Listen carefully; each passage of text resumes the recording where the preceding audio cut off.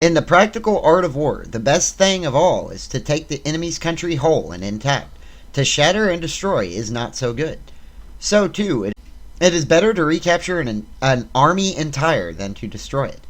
To capture a regiment, a detachment, or a company entire than to destroy them.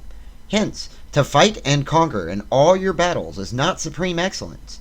Supreme excellence consists in breaking the enemy's resistance without fighting. Thus, the highest form of generalship is to balk the enemy's plans. The next best is to prevent the junction of the enemy's forces. The next in order is to attack the enemy's army in the field. And the worst policy of all is to besiege walled cities.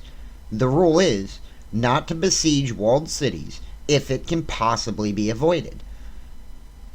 The preparation of mantlets, movable shelters, and various implements of war will take up 3 whole months, and the piling up of mounds over against the walls will take 3 months more. The general, unable to control his irritation, will launch his men to assault like swarming ants, and the result, that 1/3 of his men are slain, while the town still remains untaken. Such are the disastrous effects of siege.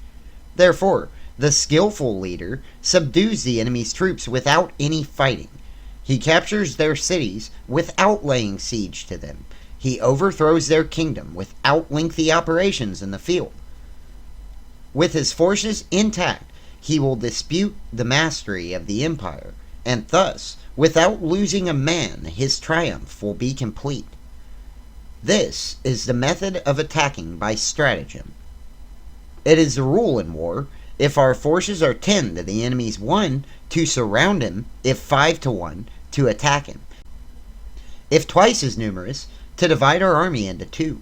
If equally matched, we can offer battle. If slightly inferior in numbers, we can avoid the enemy.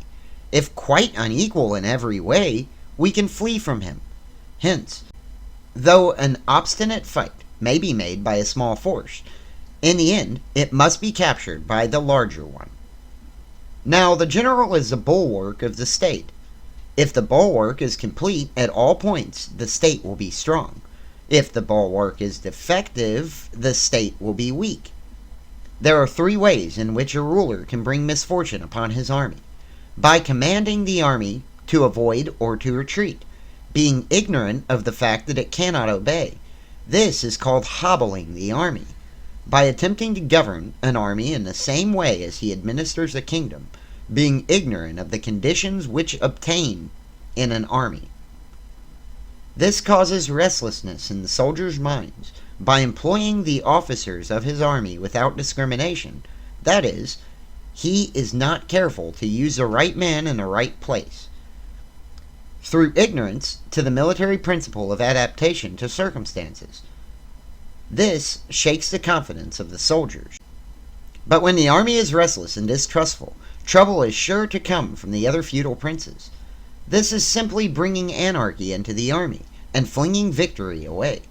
Thus we may know there are 5 essentials for victory.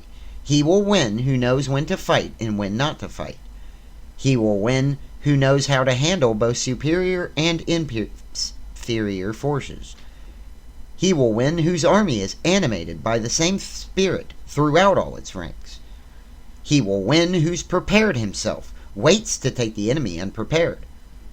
He will win who has military capacity and is not interfered with by the sovereign. Hence the saying, if you know the enemy and know yourself, you need not fear the result of 100 battles. If you know yourself but not the enemy, for every victory gained you will also suffer a defeat. If you know neither the enemy nor yourself, you will succumb in every battle. Alright, that's the end of the video, and I hope to see you in the next one. Bye.